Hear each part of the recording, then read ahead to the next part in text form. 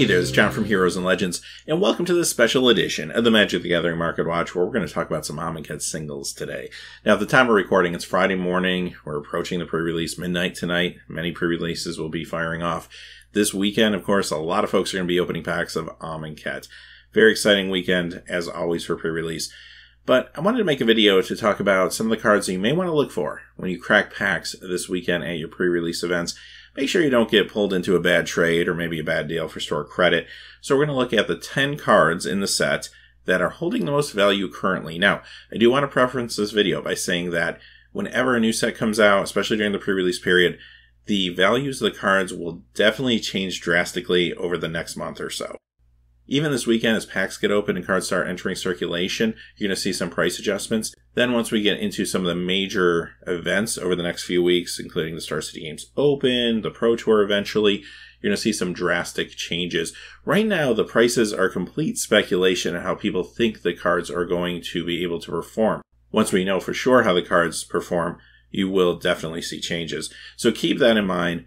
But without any further ado, let's look at these cards for today. We're going to start off with Hezret. Right now at $5.97, this is one of two gods you're going to see on the list today. And there's a good chance that this card can convert very well into standard play. The tools have been given to us for some amazing, aggressive builds, with red being the core of those decks, I think. And I wouldn't be shocked to see this show up in standard almost pretty much right away.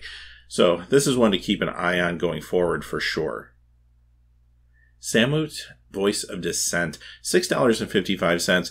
Now, if you're looking for a commander card that potentially can come down on turn 5 and start getting in there for a lot of heavy commander damage, this might be the card for you. But also, the power level is certainly there for potential standard builds, especially some sort of Gruul Stompy aggressive build. Angel of Sanctions, $6.95 currently. Of course, this is another mythic. All the cards you're going to see, except for one today, actually are mythics. Now, Angel of Sanctions is a fantastic card. It will be awesome in Commander. It could be good in some casual Angel builds. But it's got one problem in Standard. It's competing with cards like Avacyn. And I do think a lot of the times when you're building a deck, you may start off with the intention of playing this card, but eventually, as you go through your testing, I feel like Avacyn is just going to creep right back in there again. Now, eventually, Avacyn will leave the format, and this card may get a little more of a chance to shine. But I think currently, this one might be a little bit unstable and could see a decline a little bit after pre-release. Vizier of the Menagerie, $7.39, another mythic. This card, though, has captured the imagination of a lot of players.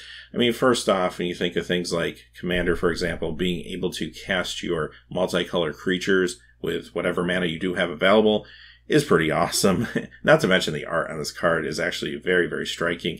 And as far as raw power goes, the raw power is definitely there for standard. You get a 3/4 body. It's not necessarily a fragile creature at all. And the card advantage you could garner in a creature-heavy deck could be quite significant. Harsh Mentor, the first and only rare we're going to see on the list. And keep that in mind, because this does mean that more copies of this will enter the market faster than the other cards we're going to talk about today. That could have an impact on the price. Where does this card shine, though? I feel like this could be a really good modern card. I'd like to see it in a Naya aggressive build.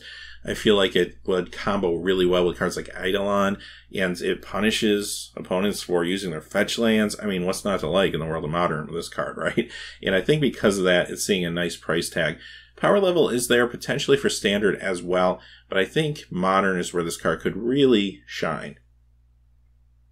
Ronos the Indomitable. Here is the second god of the day at $12.53. This one is more sizable as a 5/5, and I think that's going to catch a lot of folks' attention early on.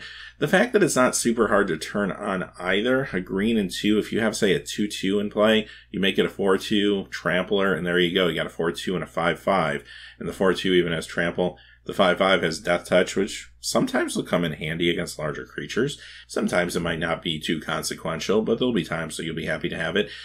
Very good card. Again, it has the potential for an aggressive start to maybe a Gruul deck or something along those lines. As Foretold, $13.77. Immediately when this card was previewed, folks started thinking about how they can break it. And one of the places people went immediately was Suspend. Now, if you combo this with any Suspend cards from the Time Spiral block, which can include powerful cards like Lotus Bloom and Ancestral Vision, you can just play those basically for free. You don't have to worry about the suspend cost and all of that. That's kind of awesome. Now, is that a good enough combo to break into the modern meta? Time will tell. We'll have to see how that goes. But even ignoring that, I mean, this is a powerful tempo play over time. As long as you can take the turn off to get it into play, this is another card that you'll want to keep a close eye on over the next few weeks. Liliana Death's Majesty, $15.95.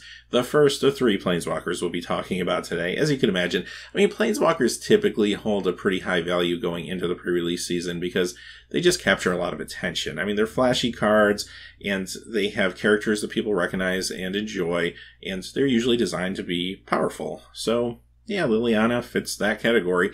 And on top of that, I think she's got a great chance of seeing standard play because I do think Zombie Tribal is most likely going to be a thing in the meta.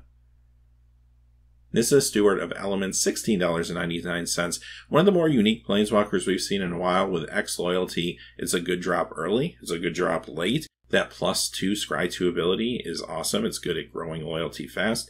The 0 ability can really stretch out a deck and get lands and creatures to hit play very consistently and very quickly, especially in a creature-heavy deck.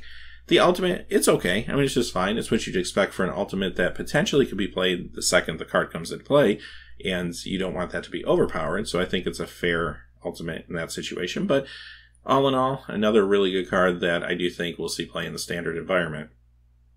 And finally, right now, if you don't count the foils or the invocations, the most valuable card you'll find this weekend in a pre-release pack is Gideon of the Trials. $26.82. Again, this is a card that captured a lot of people's imagination as soon as it was spoiled, and folks started thinking about perhaps tribal Gideon decks in Standard. And I don't know if that would be a realistic thought, unless you had a very powerful Gideon in the Standard format. And oh yeah, we do. Gideon Ally of Zendikar. That is an incredible card, assuming it doesn't get banned on the next banned and restricted list update or something like that. I could see potentially this Gideon and that Gideon comboing really well in the world of Standard. Now, I don't think that's your deck. I don't think that's your win condition. I do think you have to brew something with some finesse to it, and it's going to have other win conditions, whether that's White Weenie, maybe using Always Watching with some other really focused small white creatures that we've seen in this set. Granted, Always Watching doesn't really help for your Gideon tokens or anything like that, but I still think that's okay because you just fill the deck with other stuff. Again, I don't think your win condition is Gideon. I think the Gideon emblem in this case is more of an annoyance or a hurdle for your opponent to get over before they can actually go ahead and win the game. That could be interesting. We'll have to see if somebody can brew something that's efficient enough to hang in some of the streamlined decks that we're seeing in the current Standard environment. Having said that, those are the cards you'll want to watch for. And I hope this video is helpful to you, especially this weekend as you're cracking packs. If you are interested in picking up any of these singles, although I do warn you, be careful picking them up too early, I do have them all listed on the Amazon affiliate storefront. So if you check out the description below, see the link to the storefront, and you'll find these all under the Standard Singles tab if you're interested in picking any of them up. If you do, or anything you purchase through those links, a small percentage comes back to help support the channel. It goes a really long way. And there's also another way to support us down there. It's Patreon. We're actually very close to our next Patreon goal. So if you have time, check it out. Also, let me know in the comments below how your pre-release goes this weekend, what crazy pulls you get, how your deck performed, how everything went. Love to hear that stuff. But until then, thanks for watching. Please remember to like and subscribe, and have a great day. Hey, thanks for watching. This video is made possible by the generous support of viewers like you on Patreon. Check out the description below for links to our Patreon page as well as our Amazon affiliate store, where a small percentage of all sales will also help support the channel. Finally, if you haven't had a chance yet to subscribe, hit that subscribe button so you don't miss any new videos on Heroes and Legends. Talk to you again soon, and have a great day.